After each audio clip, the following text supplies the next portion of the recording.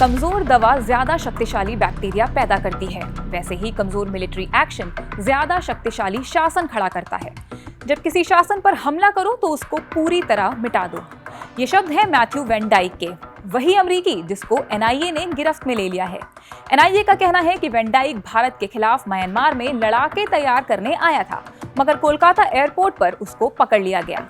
उसके अलावा 6 और विदेशी नागरिकों को भी एनआईए ने पकड़ा है, मगर उनमें से मैथ्यू वैन डाइक एक ऐसा नाम है जिस पर सबकी निगाहें आ टिकी हैं। कौन है मैथ्यू वैन डाइक? क्या वैन डाइक सीआईए का जासूस है? और वो भारत में क्या कर रहा था? ईरान में जब अयातुल्ला अली खमनेई की मौत के बाद उनके बेटे मुश्तबा खमनेई ने देश की कमान संभाली, तो वैन डाइक ने शासन को पूरी तरह नेस्तनाबूद करने की ये बातें कही थी। उसका ट्रैक रिकॉर्ड उठाकर देखेंगे तो पता चलेगा कि उसके ये शब्द उसके इतिहास की वानगी भर हैं। एनआईए ने बताया है कि गिरफ्तार किए गए सभी लोग पहले टूरिस्ट वीजा पर भारत आए, गुवाहाटी पहुंचे, फिर मिजोरम गए और वहां प्रतिबंधित क्षेत्र परमिट या रिस्ट्रिक्टेड एरिया परमिट जोन्स में बिना इजाजत दाखिल हो गए। लेकिन ये महज एक गलती नहीं थी। एनआईए का दावा है कि ये लोग मिजोरम से सटे म्यांमार में विद्रोही गुटों को उत्तर पूर्व भारत में हमलों के लिए तैयार करने आए थे। अब सवाल ये उठता है कि एक अमेरिकी नागरिक का उत्तर पूर्व भारत और म्यांमार से क्या सरोकार?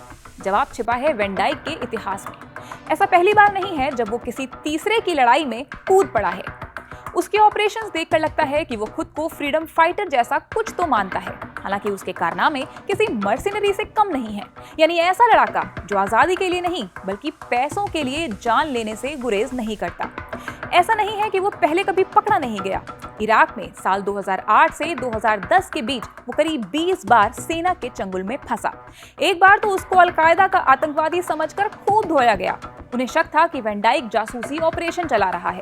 सच क्या था ये कभी साबित नहीं हुआ, मगर इराक में बाल बाल बचने के बावजूद उसको फर्क नहीं पड़ा। वो लीबिया में सिविल वॉर के दौरान मुअम्मार गद्दाफी के खिलाफ विद्रोह में लड़ाका बनकर पहुंच गया था। इसके लिए गद्दाफी सरकार ने उसको त्रिपोली की अबू सलीम जेल में भी डाल दिया, मगर वैन डाइक पर इसका भी कोई असर नहीं हुआ। उसके इरादे और मजबूत ही हुए। साल 2011 में जब कैदियों ने जेल के ताले तोड़ दिए तो वो भी भाग निकला। इसके बाद जब वो सीरिया पहुंचा तो हथियार की जगह कैमरा उठाया और एक डॉक्यूमेंट्री बनाने लगा। कम से कम दिखाया तो ऐसा ही कि वो एलेप्पो में शूटिंग कर रहा है, मगर इसकी आड़ में वहां भी विद्रोही गुटों को सलाह देता रहा।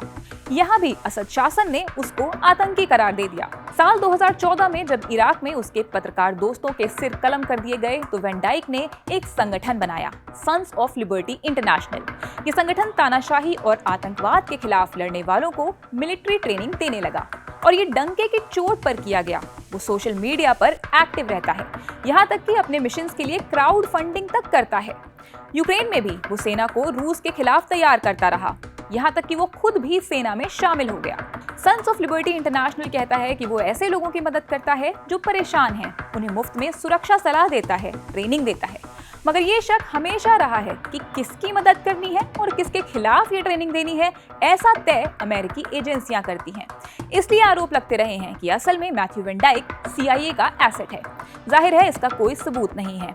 हालांकि कहा जाता है कि एक मर्सिनरी होते हुए भी उसे हीरो की तरह इसीलिए पेश किया जाता रहा है क्योंकि उसके कनेक्शंस तगड़े हैं। यहाँ तक कि उसके ऊपर बनी एक documentary film point and shoot को 2014 में Tribeca film festival best documentary award भी मिल चुका है। बड़े बड़े अंग्रेजी अखबार उसके ऊपर आर्टिकल लिख चुके हैं, इसीलिए उसे खतरनाक भी माना जाता है। एक ऐसा शख्स जो जरूरत पड़ने पर अमेरिकी पॉलिसी के हिसाब से जमीन पर एक्शन लेता है और अगर पकड़ा जाए तो फ्रीलांसर बन जाता है। अब भारत को लेकर उसके इरादे क्या थे, उसके निशाने पर कौन था, भारत में पहले से ही वो कितने पैर जमा चुका था, ये सब सवाल अभी कायम हैं। सभी आरोपी 11 दिन के लिए हिरासत में हैं और एनआईए की जांच जारी है। इस जांच में कई जवाब मिलने की उम्मीद बनी हुई है। इस खबर से जुड़े अपडेट्स हम आप तक लाते रहेंगे। फिलहाल इस रिपोर्ट में इतना ही। मैं हूं शताक्षी अस्थाना, कैमरे के पीछे है मोहन। आप देखते रहिए द ललन टॉप।